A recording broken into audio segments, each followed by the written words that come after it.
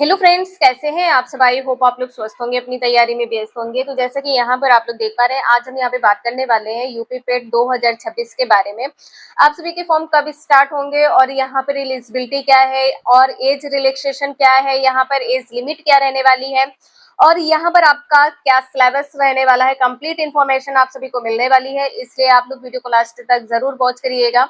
Channel पर पहली बार आए हैं तो चैनल सब्सक्राइब करके बेल आइकन प्रेस कर लीजिएगा, इससे नोटिफिकेशन आप सभी को मिलता रहेगा। जैसे कि यहाँ पर आप लोग देख सकते हैं, पेट 2026 कैन अप्लाई ऑनलाइन 3/8/2026 टू 1/9/2026, यानी कि 3 अगस्त से फॉर्म अप्लाई होना शुरू हो जाएंगे। कब तक होंगे? तो 1 सितंबर तक आप सभी के फॉर्म अप्लाई होंगे। आप लोग यहाँ पर देख सकते हैं इंपॉर्टेंट डेट्स क्या है और एप्लीकेशन फी क्या है। तो जैसे कि अभी आपको बताया कि 3/8/2026 से आप अप्लाई कर पाएंगे।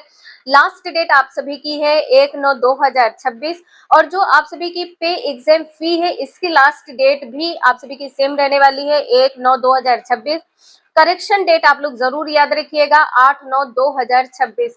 आप लोग जब भी फॉर्म फिल करें तो आप सभी लोग अपने सभी डॉक्यूमेंट्स को एक बार री स्कैन करवा लीजिएगा, या अगर कहीं पर भी आपको डाउट लगता है तो आप लोग रीचेक कर लीजिएगा। इसके बाद में ही फाइनल सबमिट करिएगा।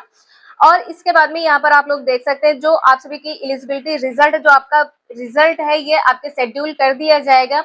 एग्जामिनेशन डेट आप सभी को जल्दी ही पता चल जाएगी। एग्जाम सिटी जब आपका एग्जाम होगा, जिस डेट में एग्जाम होगा उसके 3-4 दिन पहले आप सभी को एग्जाम सिटी और एडमिट कार्ड देखने को मिलेगा। इसके बाद में अगर आप सभी लोग जनरल कैटेगरी, ओबीसी, ईडब्ल्यूएस में आते तो आपकी फी है 185 रुपए, SC ST में आते हैं तो 95 रुपए है, PH यानी कि दिव्यांग में आते हैं तो आप सभी की 25 रुपए फी रहने वाली है।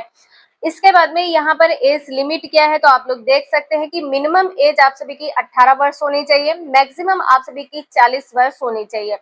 और यहाँ पर जैसे कि आप लोग देख सकते हैं कि age relaxation extra as per Uttar Pradesh, यानी कि जो उत्तर प्रदेश के रूल है इसके अकॉर्डिंग ही आप सभी को रिलैक्सेशन देखने को मिलेगा।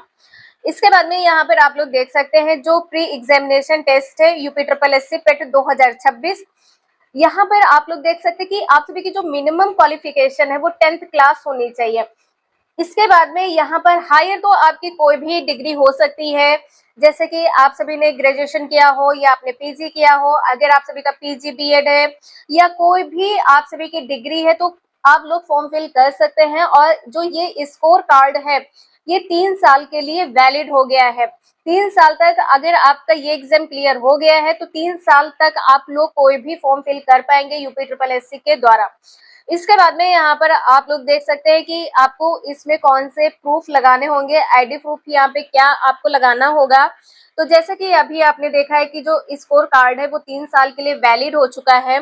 जैसे कि यहाँ पर आप लोग देख सकते हैं कि kindly check and collect the all document. आप सभी को क्या करना है कि आपको जो ये नोटिफिकेशन है ये कंप्लीट देख लेना है, चेक कर लेना है, अपने डॉक्यूमेंट्स को कलेक्ट कर लेना है। यहाँ पर आपको करना क्या है, तो एलिजिबिलिटी आपको चेक कर लेनी है, आईडी प्रूफ है, एड्रेस डिटेल है और आप सभी की जो बेसिक डिटेल है। इसके बाद में आप सभी को जो डॉक्यूमेंट रिलेटेड रिक्वायरमेंट है वो क्या है, आपकी फोटो होनी चाहिए, साइन होनी चाहिए, आईडी प्रूफ होना चाहिए। अगर कोई भी डॉक्यूमेंट आपका कंप्लीट नहीं है तो आप इस एग्जाम के लिए एलिजिबल नहीं होंगे। जैसे कि आपको यहाँ पर बताया गया मिनिमम क्वालिफिकेशन आप सभी की हाई स्कूल होना चाहिए, मैक्सिमम आप सभी की कोई भी क्वालिफिकेशन हो सकती है, आईडी प्रूफ होना चाहिए, डिटेल होनी चाहिए आप सभी के, एड्रेस डिटेल होना चाहिए, बेसिक डिटेल और आप सभी की फोटो, साइन प्रूफ कंप्लीट आप सभी को अपने पास रख लेना है। इसके बाद में जो आप सभी के ओटीआर है, देखिए आप सभी को इसमें भी ओटीआर करवाना पड़ेगा।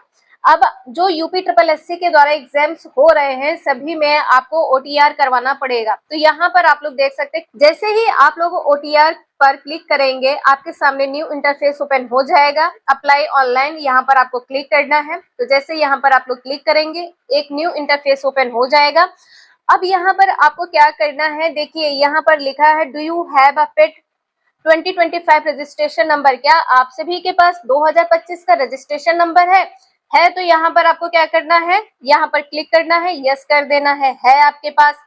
तो आपको करना क्या है, यहाँ पर कि 2025 की जो रजिस्ट्रेशन संख्या है वो आपको फिल कर देनी है और जो आप सभी का रजिस्ट्रेशन नंबर है ये आपको फिल कर देना है। इसके बाद में गेट ओटीपी पे आपको क्लिक करना है। ओटीपी जैसे ही आप लोगों को रिसीव होगा इसके बाद में ओटीपी फिल करेंगे। ओटीपी फिल करने के बाद में आप सभी का ओटीआर नंबर निकल कर आ जाएगा। तो यहाँ पर आपने देखा है कि ओटीआर किस प्रकार से करना है और यहाँ पर आपकी एलिजिबिलिटी क्या है। इसके बाद में हम लोग यहाँ पे देख लेते हैं कि अब आपका सिलेबस क्या है।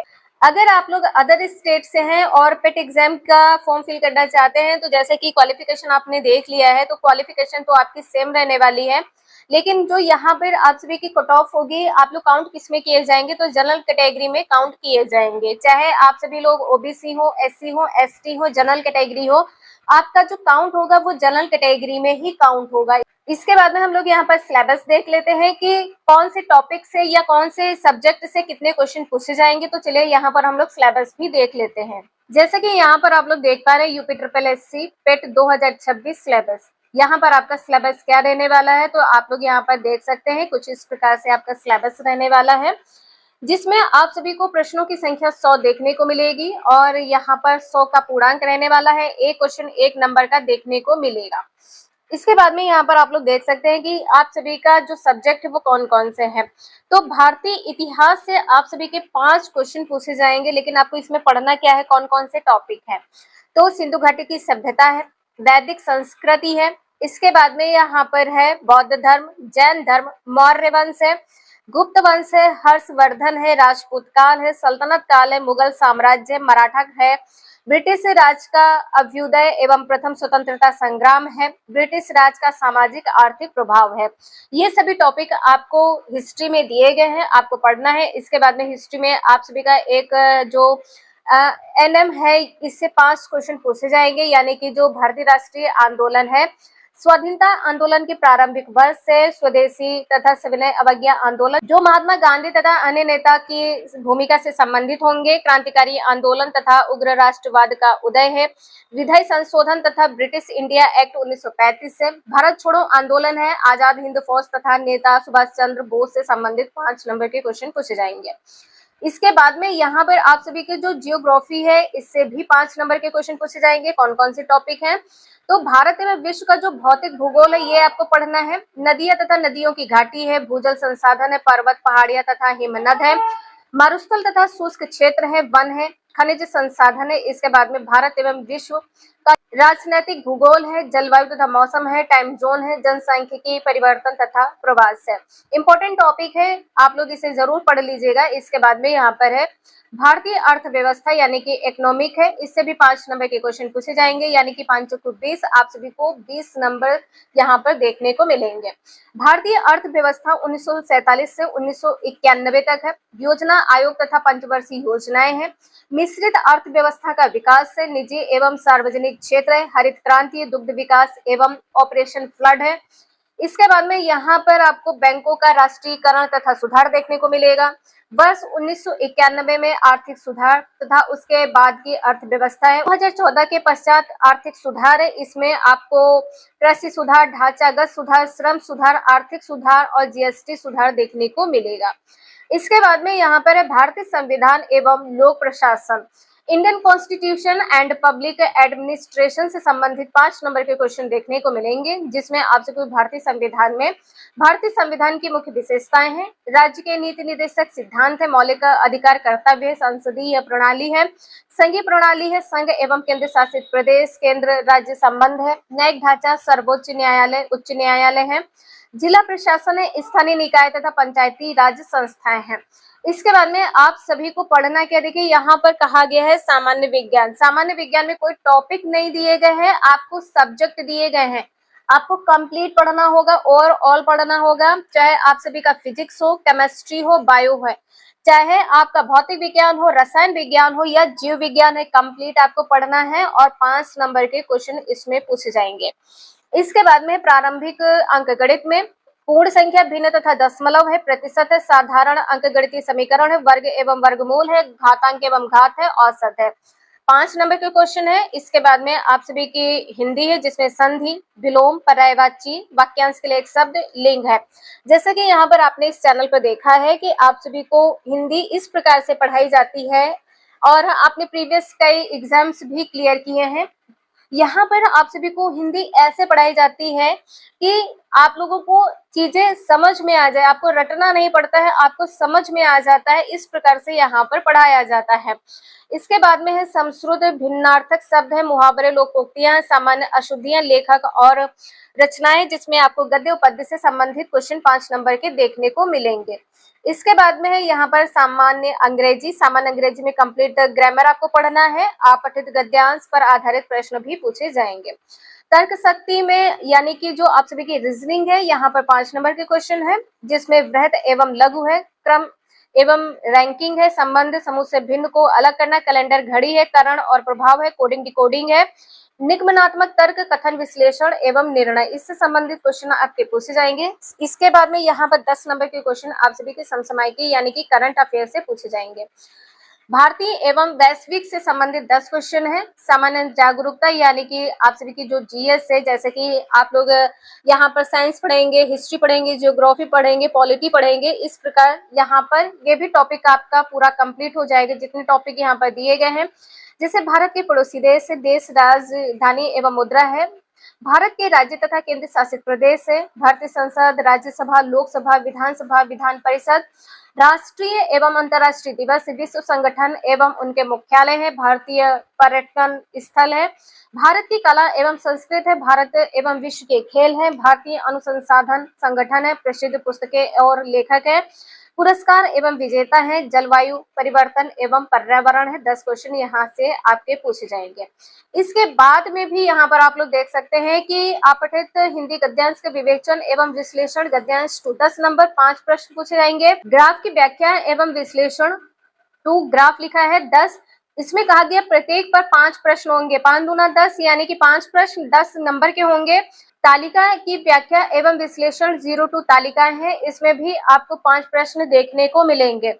इसके बाद में यहाँ पर आप लोग देख सकते हैं कि यहाँ पर आप सभी के लिए कंडीशन क्या है। तो जो क्रमांक 1 to 9 है, यहाँ पर जो विषयों से संबंधित प्रश्नों की कठिनाई यानी कि डिफिकल्टी लेवल है, ये किस प्रकार का होने वाला है। सेकेंडरी, सीनियर सेकेंडरी यानी कि 12th लेवल होने वाला है। परीक्षा का प्रकार किस प्रकार से होगा, तो ऑब्जेक्टिव होने वाला है, OMR सीट बेस्ड होगा। इसके बाद में यहाँ पर आप लोग देख सकते हैं कि प्रत्येक गलत उत्तर के लिए 1/4 की कटौती होगी। इसमें निगेटिव मार्किंग है 1/4 की है।